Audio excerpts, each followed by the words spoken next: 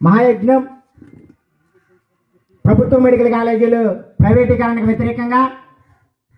మరి కూటమి ప్రభుత్వం చేసినటువంటి కుటిల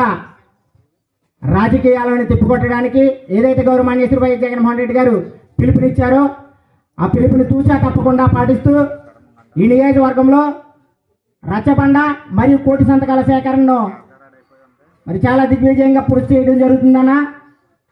మరి ఏదైతే ఈ కూటమి ప్రభుత్వం ఆగడాలను, అరాచకాలను, అక్రమాలను, నీతి లేని పనికి మాలిన పనులను ఎప్పటికప్పుడు ఎండగట్టడానికి గౌరవనీయ శ్రీ వైఎస్ జగన్మోహన్ రెడ్డి గారు ఏదైతే పిలుపిస్తారో ఆ పిలుపుని తూచా తప్పకుండా ఈ పి గన్నవరం నియోజకవర్గంలో వైఎస్ఆర్ కాంగ్రెస్ పార్టీ కోఆర్డినేటర్ గన్నవరం శ్రీనివాసరావు గారు కానీ ఆయనతో పాటు వైఎస్ఆర్ కాంగ్రెస్ పార్టీ నాయకులు, కార్యకర్తలు కానీ ఒక ఉద్యమంలాగా మేమంతా కూడా కార్యాచరణ ముందుకు నడిపిస్తున్నామని సభాముఖంగా తెలియజేస్తూ ఖచ్చితంగా ఈ రాష్ట్రంలో ఏదైతే జగన్మోహన్ రెడ్డి గారు 17 మెడికల్ కాలేజీలు తీసుకొచ్చారో ఆ 17 మెడికల్ కాలేజీలు కూడా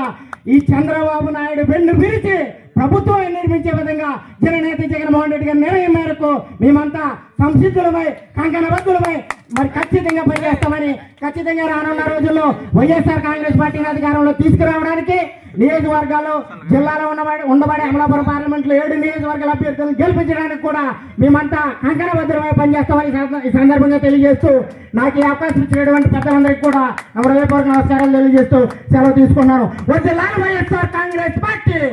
వర్ధిల్లాలి వైఎస్ జగన్మోహన్ రెడ్డి గారి నాయకత్వం. జై జగన్.